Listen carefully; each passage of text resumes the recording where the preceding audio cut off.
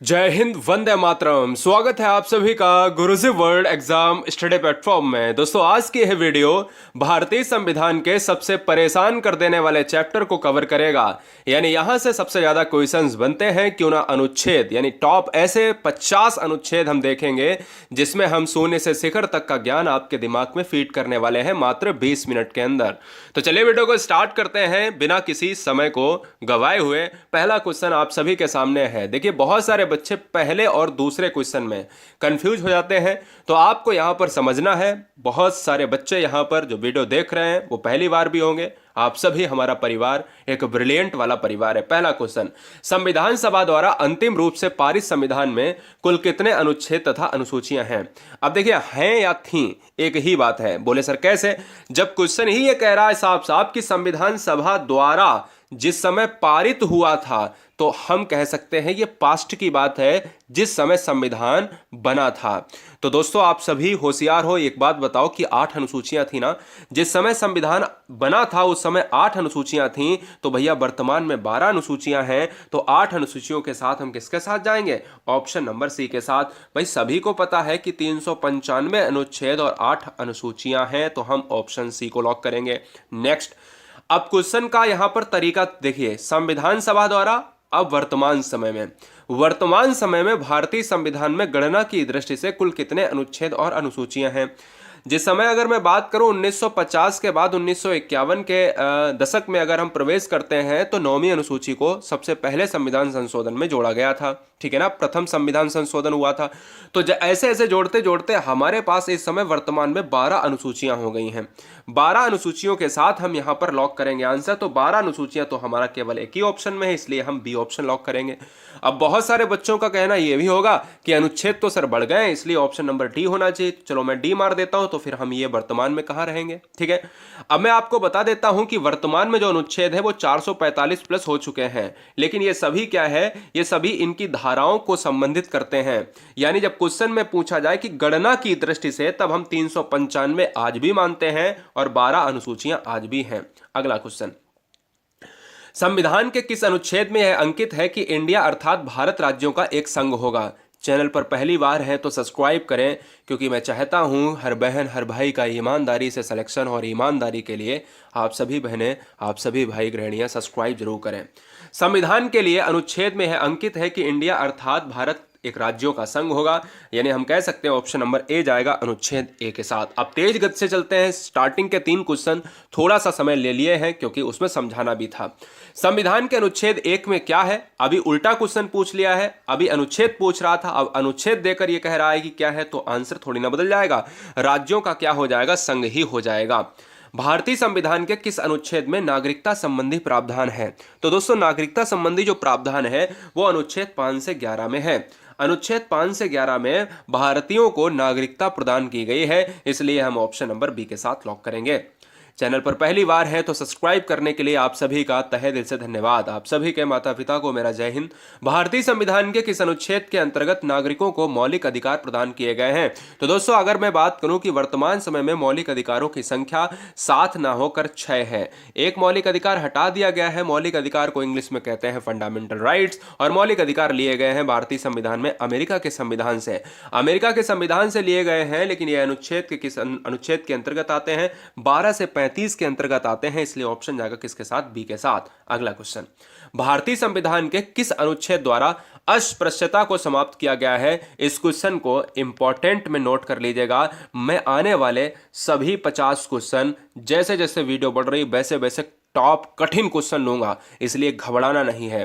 देखिए, ये क्वेश्चन अस्पृश्यता बहुत पूछा जाता है। अस्पृश्यता से निकलता है सा, और सा से मुझे 17 याद रखना है। अब सा 17 देखिए एक ही ऑप्शन में है। इस तरीके से ट्रिकी वे में हम इस चीज को याद कर सकते हैं। अगला क्वेश्चन, भारतीय संविधान का कौन सा अनुच्छेद राष्ट्रपति के पद के लिए पुनः निर्वाचन योग्यता की योग्यता निर्धारित करता है? एक बार निर्वाचित हो चुका है, उसके बाद पुनः निर्वाचित होने की प्रक्रिया अगर है, तो वो अनुच्छेद 57 होता है। दोस्त, ये बात याद रखिएगा, 57 के तहत ही करते हैं, 52 के तहत नहीं करेंगे। निर्वाचन की प्रक्रिया जब बोली जाए तो वहां पर अनुच्छेद 57।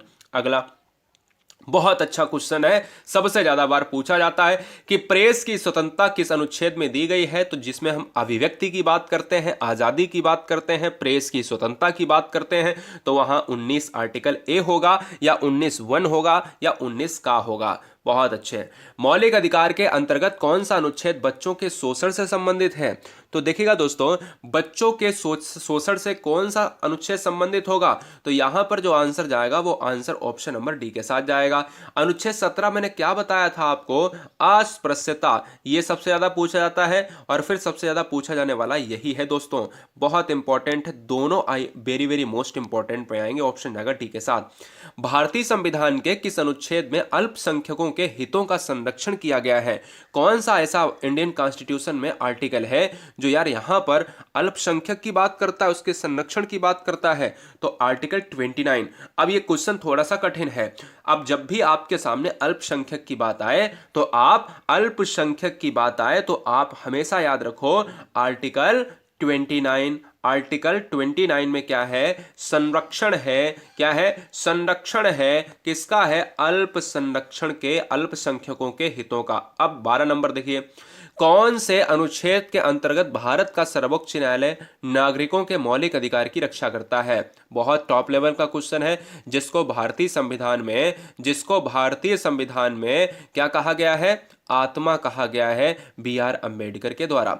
अगर मैं बात करूं दोस्तों, यहां पर ऑप्शन जाएगा किसके साथ? 12 नंबर का डी के साथ चला जाएगा।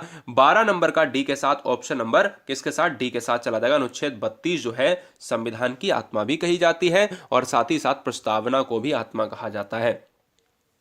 भारतीय संविधान के किन अनुच्छेदों में राज्य के नीति निर्देशक तत्वों का उल्लेख है? नीति निर्देशक तत्व होते हैं राज्य के कल्याण के लिए, ठीक है, राज्य के कल्याण के लिए होते हैं, तो वो होते हैं 36 से 51। 36 से 51 की बात अगर हम करेंगे तो ये 36 से 51 की अगर हम बात करेंगे तो अनुच्छेद कितने के अंतर्गत आएंगे? ऑप्शन नंबर सी के साथ चले जाएंगे। बहुत बढ़िया।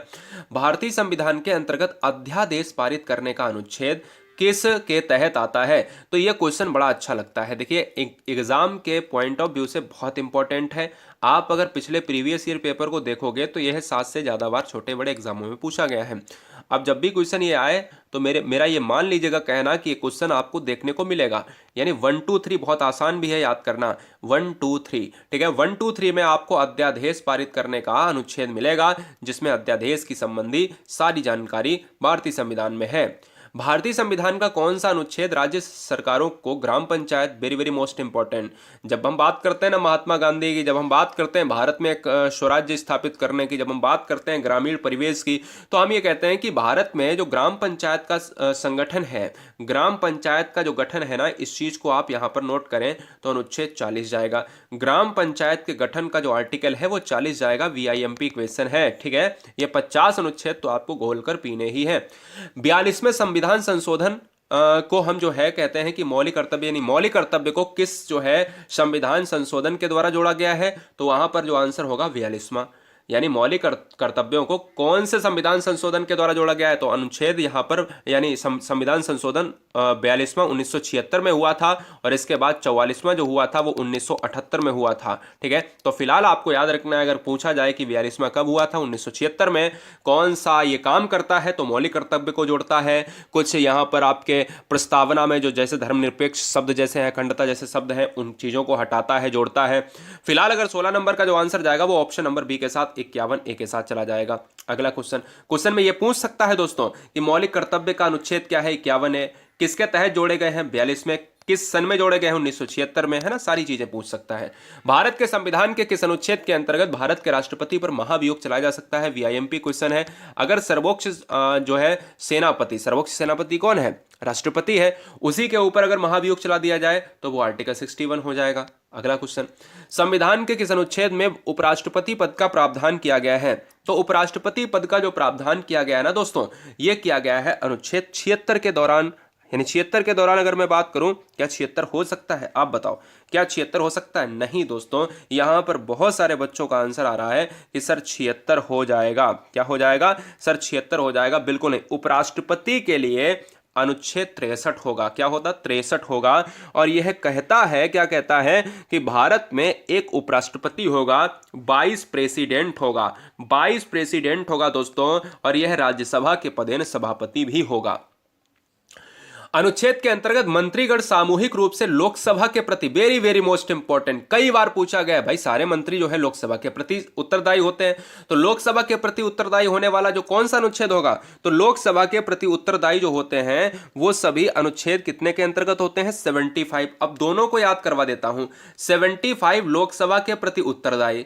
अब बात आती है कि कौन से ऐसे मंत्री पद के गठन के बारे में आधारभूत नियम निर्धारित करता है। संविधान का कौन सा अनुच्छेद मंत्री परिषद के गठन के बारे में? अब देखो, यहां भी गठन मंत्री परिषद की बात करी गई है, यहां भी मंत्री परिषद में मंत्री ही होंगे, तो भी आंसर 75 ही रहेगा। मंत्रीगण और मंत्री परिषद से आंसर क्या है? आपको 75 आपको लगाना है, इस चीज पर आप याद रखें।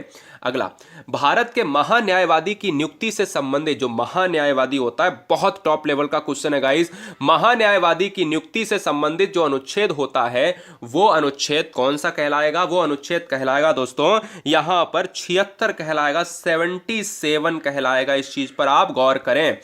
कौन सा अनुच्छेद संसद के दोनों अधिवेशन के बीच 6 माह के अंतराल की अनिवार्यता का उल्लेख करता है? पहला क्वेश्चन पूछेगा आपसे कि यह बताओ कि लोकसभा और राज्यसभा में जो आपकी सुनवाई होती है या बैठक होती है, इसके बीच में मिनिमम टाइम कितना रहना चाहिए? 6 महीने का रहना चाहिए, इससे भैया ज्यादा नहीं रहना चाहिए। यानी 1 साल में 2 जो है बैठक होना सुनिश्चित होनी चाहिए। 6 महीने का अंतराल का जो उल्लेख मिलता है वो किस अनुच्छेद में? आर्टिकल 85 में मिलता है, नोट कर लो।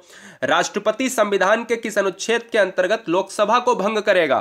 तो दोस्तों यहां पर लोकसभा वाली अगर बात करें, अगर लोकसभा वाली बात करें तो आप वही लगाएंगे, क्या लगाएंगे? आर्टिकल 85 ही लगाएंगे। क्या लगाएंगे बताइए? आर्टिकल 85 लगाएंगे। बताओ, फटाफट बताइएगा। बिल्कुल सही बात है कि अगर लोकसभा को भंग करने की बात कर रहा है तो 85, 6 महीने की बात कर रहा है तो 85। अगला क्वेश्चन, संविधान के किस अनुच्छेद द्वारा संसद की संयुक्त बैठक का प्रावधान किया गया है? यह क्वेश्चन बहुत टॉप लेवल का है दोस्तों। आने वाले, ध्यान दीजिएगा, आने वाले 2 question 24-25 very very most important. संविधान के किस अनुच्छेद द्वारा संसद की संयुक्त बैठक का प्रावधान किया गया है? तो संयुक्त बैठक दोस्तों होती है 108 अनुच्छेद में। अनुच्छेद 108 में कब होती है? जब लोकसभा सहमति ना हो किसी प्रावधान को पारित करने के लिए, तो लोकसभा और राज्यसभा को एक ही छत के नीचे बुलाया जाता है, और यह दोस्तों राष्ट्रपति के द्वारा बुलाया जाता है, और इसकी अध्यक्षता कौन करता है? स्पीकर महोदय यानी लोकसभा अध्यक्ष करता है। लोकसभा एवं राज्यसभा की संयुक्त अधिवेशन के विषय में प्रावधान संविधान के किस अनुच्छेद में है? संयुक्त अधिवेशन के विषय में, तो संयुक्त अधिवेशन के विषय में अभी अभी मैंने बताया कि भाई संयुक्त अधिवेशन जो होगा वो अनुच्छेद 108 होगा। सेम टू सेम क्वेश्चन है, बस थोड़ा सा क्वेश्चन बदल दिया है। 26, संविधान के किस अनुच्छेद में धन विधेयक की परिभाषा दी गई है? तो धन विधेयक की जो परिभाषा दी गई है, very very most important VIMP question है कि भाई धन विधेयक का जो लेखा जोखा होता है, धन विधेयक की जो शक्ति होती है, क्वेश्चन में कई बार पूछा गया है कि किसके पास होती है? तो लोकसभा के पास होती है। धन विधेयक के लिए कौन पारित करता है? लोकसभा अध्यक्ष पारित करता है। और यह आर्टिकल कौन सा होता है? आर्टिकल 110 होता है। संविधान के किस अनुच्छेद के अंतर्गत अधीनस्थ न्यायालय जिला न्यायालय का प्रावधान किया गया है? अधीनस्थ न्यायालय और जिला न्यायालय का प्रावधान किया गया है आर्टिकल 233, ठीक है ना। 233 में यह कहा गया है कि भाई एक अधीनस्थ जिला न्यायालय होगा। कैसे याद करोगे? 2 चीजें हैं, एक अधीनस्थ है, भाई क्या है? अधीनस्थ है, और अधीनस्थ न्यायालय और जिला न्यायालय 2 चीजें हैं। और 3 क्या हो जाएगा? यहां पर आपको अधीनस्थ देखिए, आ दिख रहा है ना, अधीनस्थ में आ दिख रहा है, ऐसे ही आपको अपने आप को यहां पर झोंक देना है। किसमें? ऑप्शन में। बस थोड़ा सा लॉजिक आना चाहिए, बिल्कुल सेम टू सेम। संविधान के किस अनुच्छेद में सर्वोच्च न्यायालय के न्यायाधीश पर महाभियोग चलाए जाने? भाई आर्टिकल 61 ये कहता है कि भारत में राष्ट्रपति पर जो है 61 के तहत, हम आर्टिकल के तहत जो है महाभियोग चलाएंगे, उसको हटाएंगे। लेकिन यहां पर क्या है? यहां पर दोस्त इंपॉर्टेंट, बहुत इंपॉर्टेंट है, क्योंकि देखिएगा, अगर किसी न्यायालय में किसी न्यायाधीश ने गलत मुकदमा पर गलत जो है दोषी को सजा दे दिया, या बरी कर दिया, या गलत निर्णय या घूस ले ली, तो हम ऐसे ही महाभियोग चलाते हैं। यहां पर अनुच्छेद 124 ये कहता है कि उसको भैया महाभियोग के तहत हटाएंगे। राष्ट्रपति सर्वोच्च न्यायालय से संविधान के किस अनुच्छेद के अंतर्गत परामर्श ले सकता है? देखिएगा, राष्ट्रपति अगर चाहे तो वह सर्वोच्च न्यायालय के न्यायाधीश से, यहां पर सर्वोच्च न्यायालय के न्यायाधीश से क्या करेगा? परामर्श लेगा। तो वो कौन से अनुच्छेद से होगा? वो 143 से होगा, और ऑप्शन नंबर डी में यह है। भारतीय संविधान में सर्वोच्च न्यायालय तथा उच्च न्यायालय को न्यायिक पुनरावलोकन, न्यायिक पुनरावलोकन में क्या होता है कि अगर आपके अधिकार को नहीं मिल रहा है, यानी आप अपने अधिकार, समाज में रह रहे हो, आपको कोई अधिकार नहीं मिल रहा है, जो अधिकार मिलने चाहिए आपको, जैसे मौलिक अधिकार 7 थे, 6 हो गए, अगर 6 ये मौलिक अधिकार आपको नहीं मिल रहे हैं तो आप न्यायालय की शरण ले सकते हो, और आर्टिकल 32 ये कहता है कि आपको भाई दिलाया जाएगा। भारतीय संविधान का कौन सा अनुच्छेद संवैधानिक प्रावधानों की संघीय संसद राज्य विधान पालिकाओं द्वारा बनाए गए नियमों कानूनों पर प्राथमिकता प्रदान करती है? तो दोस्तों यहां पर 20 क्वेश्चन लास्ट के बहुत इंपॉर्टेंट हैं, जिसमें राष्ट्रपति शासन, राष्ट्रीय आपात, वित्तीय आपात सब कुछ बताने वाले हैं मात्र 5 मिनट के अंदर। देखिए, इस क्वेश्चन का जो राइट आंसर जाएगा वो ऑप्शन नंबर जाएगा 243 के तहत। 243 में कहा गया है कि जो संघीय संसद राज्य विधान पालिकाएं हैं उनके कानून जो बनते हैं वो कानून रहेंगे 243 में। अगला बहुत इंपॉर्टेंट, किस अनुच्छेद के तहत अवशिष्ट शक्तियां केंद्र के पास हैं? वेरी वेरी मोस्ट इंपॉर्टेंट भाई, जितनी भी शक्तियां केंद्र के पास हैं वो कौन से अनुच्छेद के अंतर्गत रहेंगी? तो 32 नंबर का जो आंसर जाएगा वो जाएगा 248 के तहत, ऑप्शन जाएगा डी के साथ। अब 248 आपने देख लिया। अब देखो, राज्य द्वारा प्रार्थना करने पर भारत की संसद उन राज्यों के लिए किस अनुच्छेद के तहत कानून बना सकती हैं? तो कौन सा ऐसा आर्टिकल है जिसके तहत राज्य के लिए भारतीय संसद कानून बनाएगी? तो वो अनुच्छेद रहेगा 252 रहेगा। वेरी वेरी मोस्ट इंपॉर्टेंट, जबरदस्त, थोड़ा सा कठिन रहेगा, अब कठिन नहीं मिलेंगे आपको, यानी अब ये क्वेश्चन बहुत ज्यादा पूछा जाने वाला क्वेश्चन है, बीआईएमपी क्वेश्चन है।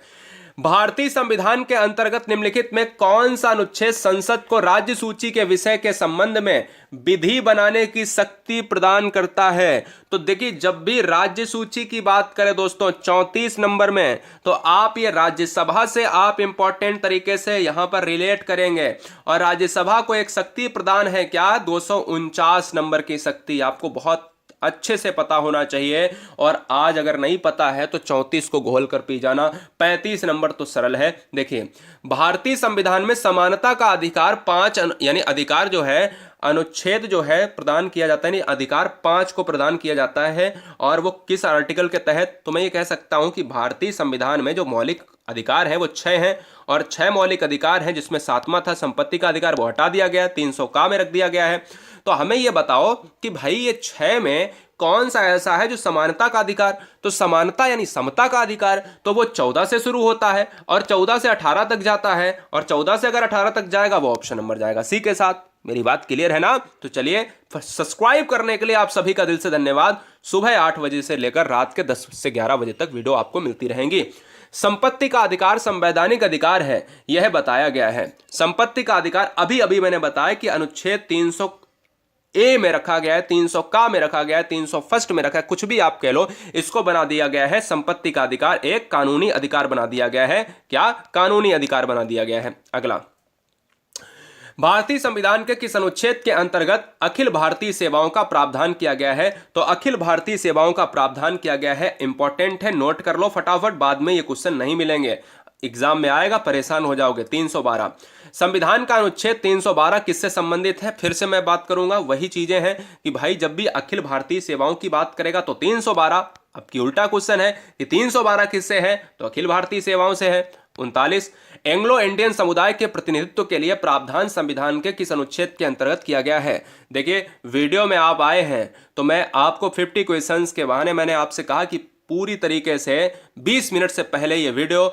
यानी 20 मिनट, 21 मिनट, 50 क्वेश्चन पूरे और पूरी व्याख्या के साथ, क्योंकि टाइम से मैंने कभी समझौता नहीं किया है। मैं सुपर फास्ट पढ़ाता हूं और सुपर फास्ट हर बच्चा होना चाहिए। आप सभी बच्चे ब्रिलियंट हो, एकदम से एब्जॉर्ब करते हो। भाई लिखने में तो थोड़ी सी दिक्कत होती होगी, लिखने में आप वीडियो को रोक लेते होंगे, ब्रिलियंट बच्चे हो, इसलिए चैनल पर आए हैं, सब्सक्राइब कर लेना, अगली बार सिलेक्शन आपका होगा ही होगा। एंग्लो इंडियन समुदाय के प्रतिनिधित्व के लिए प्रावधान संविधान के किस अनुच्छेद के अंतर्गत किया गया है? तो 39 नंबर का जो आंसर जाएगा वो 331 के साथ जाएगा, ऑप्शन ए जाएगा। वीआईएमपी क्वेश्चन है, एंग्लो इंडियन, आप सभी जानते हो, लोकसभा की बात करते हैं, ठीक है ना, लोकसभा और राज्यसभा में जब नियुक्त किए जाते थे, अब नहीं किए जाते हैं। संविधान के किस अनुच्छेद के अंतर्गत हिंदी को राजभाषा, भाई सिंपल सी बात है, अनुच्छेद 343 में, और 300 कहते हैं कि 51 तक जाएगा और 343 के तहत हिंदी होगी। 343 है किसमें, ऑप्शन नंबर ए के साथ चला जाएगा। थोड़ा सा क्वेश्चन और ले लेते हैं भाई हिंदी से। किस अनुच्छेद में यह प्रावधान किया गया है कि संघ की राजभाषा हिंदी तथा लिपि देवनागरी होगी? तो भाई अभी अभी बताया कि 343, यहां पर फर्स्ट था तो मैंने कहा 343, यहां पर कुछ नहीं है तो भी 343 क्या जाएगा, तो भी 343 जाएगा। अगला क्वेश्चन, भारत में बाहरी आक्रमण 42, 43, 44 में से एक क्वेश्चन आएगा, ध्यान दीजिए। भारत में बाहरी आक्रमण तथा सशस्त्र विद्रोह के कारण भारत के राष्ट्रपति द्वारा राष्ट्रीय आपात की घोषणा किसके अंतर्गत की गई है? तो तीन चीजें होती हैं, एक होता है राष्ट्रीय आपात, एक होता है राष्ट्रपति शासन, ठीक है ना, एक होता है वित्तीय आपात। तो पहले जान लेते हैं यहां पर राष्ट्रीय आपात, यह राष्ट्रीय आपात है। यह राष्ट्रीय आपात की घोषणा जो होती है 352 के तहत होती है, ठीक है। अभी मैं ट्रिक से आपको बता भी दूंगा, अभी टेंशन ना लो, अभी करो केवल 3 क्वेश्चन पहले कर लो फिर ट्रिक बता देते हैं। संविधान के किस अनुच्छेद के तहत राज्य में संवैधानिक तंत्र का विफल हो जाना राष्ट्रपति शासन लागू किया जा सकता है? दूसरा है राष्ट्रपति शासन, तो 356 आपको याद रखना है, 356 अब की बार मार दीजिएगा, ठीक है। अगला क्वेश्चन फिर हम देखते हैं ट्रिक। अब की बार कह रहा है कि राष्ट्रीय आपात और राष्ट्रपति शासन नहीं, अब की बार कह रहा है कि संविधान में जो वित्तीय आपात होता है वो कितने के अंतर्गत आता है, 360। अभी मैंने ऊपर बताया था कि जो राष्ट्रीय आपात है वो 352, नोट किया आपने। दूसरा है राष्ट्रपति शासन, अभी मैंने बताया था कि 356, और तीसरा है वित्तीय आपात जो आपको स्क्रीन पर 44 में दिख रहा है, तो ये है 360, यानी ये वाला। आपने एक चीज यहां पर गौर करके देखी, यहां पर 352 में 4 जोड़ दिया उसने, ठीक है, 356 में 4 जोड़ दिया, तो 4 के काउंट में आपको यहां पर याद रखना है, पहला राष्ट्रीय आपात, दूसरा राष्ट्रपति शासन, तीसरा है वित्तीय आपात। क्लियर है, याद रखोगे ना, बहुत अच्छे। कैसे याद करोगे राष्ट्रीय आपात को, कैसे याद करोगे, पहले राष्ट्रीय आपात आएगा, ये कैसे याद करोगे, अगर देश में सुरक्षा की जो है कड़े इंतजाम नहीं है तो राष्ट्रीय आपात लगा देगा। फिर कहेगा राष्ट्रपति शासन, राष्ट्रपति कहेगा भाई अपने अंदर मजबूत हो जाओ, तो राष्ट्रपति का ना फिर जिक्र होगा। अब उसने सब कर दिया, भाई सेनाओं की जरूरत पड़ी तो भाई कहेगा कि भाई धन की कमी हो गई इसलिए वित्तीय आपात लगा दिया। अभी तक वित्तीय आपात लगा नहीं, मैंने ट्रिक आपको बताई है। अगला क्वेश्चन, संविधान के किस अनुच्छेद में संविधान के संशोधन की प्रक्रिया का उल्लेख, सबसे ज्यादा इंपॉर्टेंट क्वेश्चन, भाई संविधान संशोधन होते रहते हैं इसलिए क्वेश्चन बहुत बार पूछा जाता है। अनुच्छेद 368 के तहत जम्मू कश्मीर को कौन सी धारा के अंतर्गत विशेष दर्जा प्राप्त था? विशेष दर्जा प्राप्त था इंपॉर्टेंट है, अनुच्छेद 370, ठीक है। और इसी के तहत एक क्वेश्चन थोड़ा सा कठिन और पूछेगा कि नागालैंड को कौन सा विशेष उपबंध प्राप्त है? नागालैंड को भी दोस्तों पूर्वोत्तर राज्य है, और नागालैंड को दोस्तों यहां पर उसका अलग संविधान तो नहीं है, लेकिन उसको एक विशेष दर्जा के तहत 371A में रखा गया है। 371A, 371 का, 371 कुछ भी आ जाए मार देना। अनुच्छेद 356 का संबंध अभी अभी बताया, जरा बता के बताओ कि 352, 356, 360 4 जोड़ा था, तो उसमें बताओ दोस्तों यहां पर आंसर क्या होगा। तो यहां पर जो आंसर चला जाएगा भैया बताइएगा फटाफट, 352, 356, 360, तो आंसर 300 यहां पर राष्ट्रपति शासन, 352 राष्ट्रीय आपात, 356 राष्ट्रपति शासन, तो भैया हो जाएगा ना। और यहां पर देखिएगा, यहां पर 360 वित्तीय आपात, ये यहां पर मार दीजिए, 356 यहां पर मार दीजिएगा, 352 यहां पर मार दीजिएगा। संविधान संशोधन अभी बताया 368 होता है।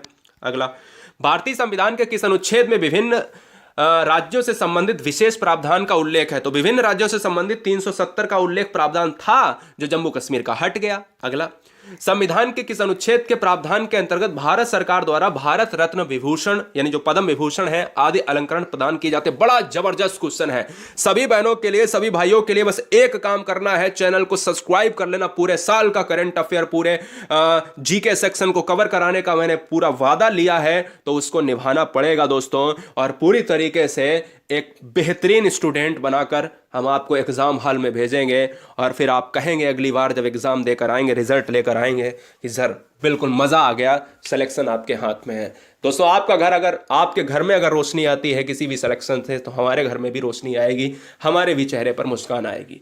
आंसर किसके साथ जाएगा दोस्तों इस क्वेश्चन का जो आंसर जाएगा वो अनुच्छेद 18 के तहत जाएगा, ऑप्शन जाएगा बी के साथ। सब्सक्राइब करने के लिए आप सभी का दिल से धन्यवाद। गुरुजी वर्ल्ड एग्जाम स्टडी प्लेटफॉर्म एक सुपर फास्ट प्लेटफॉर्म है जिसमें सभी बहनों का, सभी भाइयों का दिल से स्वागत होता है, और इसमें आपको टेलीग्राम ज्वाइन करना है, GURUJI गुरुजी वर्ल्ड। टेलीग्राम को जरूर ज्वाइन करें, GURUJI WORLD। जय हिंद, वंदे मातरम।